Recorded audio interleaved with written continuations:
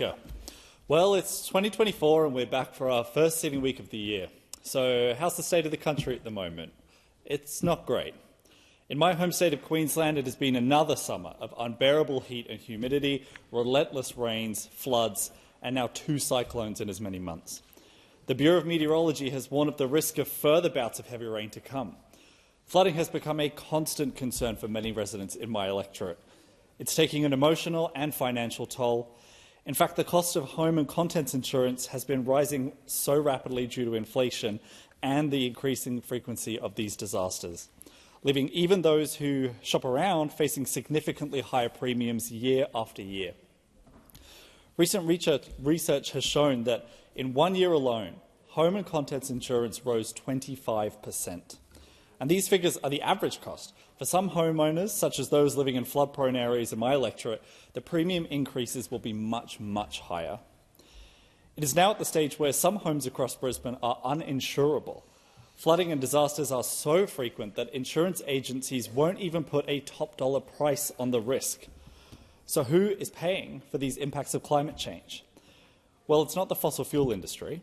Australian taxpayers are still spending over $11 billion a year propping them up with financial subsidies. We've learned that the government collects more revenue from HECS fees than it gets from oil and gas taxes. But it doesn't have to be this way.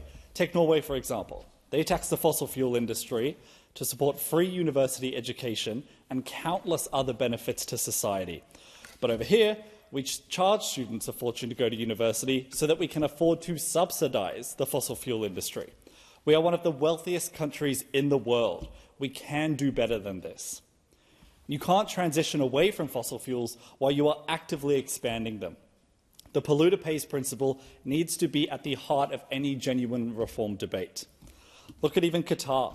They export less gas than we do, but collect more than 20 times the amount of tax on it. Instead of propping up corporations, we could be supporting universal services that Australians really need right now, like healthcare and housing. And it's become glaringly obvious how much corporate greed is really costing us. Skyrocketing prices on food, increased rents and bills mean that people simply can't afford the life essentials. While Coles and Woolies make off with huge profits, Australians are struggling to buy food and to keep a roof over their heads. These big corporations have too much power and they can charge whatever they like.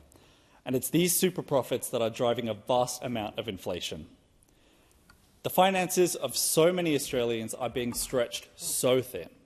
So many people are coming to the realisation that they are just one rate rise or one rental increase away from homelessness. This is no way to run a society. Residents from across my electorate have also contacted me in distress because they are unable to afford or access timely healthcare, particularly bulk billing GP services. In fact, just 5% of new GP appointments in my electorate are bulk billed.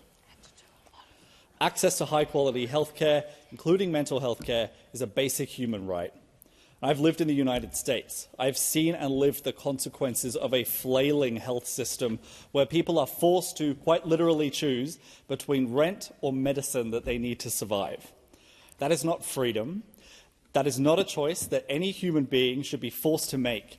Yet it seems to be a future that both the major parties want to create for us. Tinkering around the edges of a healthcare system in structural decline will not solve this crisis.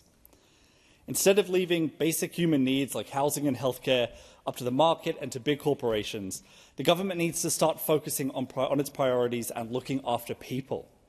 Instead of propping up the fossil fuel industry, we could be building more public housing, getting dental and mental health into Medicare, and easing the cost of living crisis. We need to build a society and an economy that works for all of us, not just those at the top.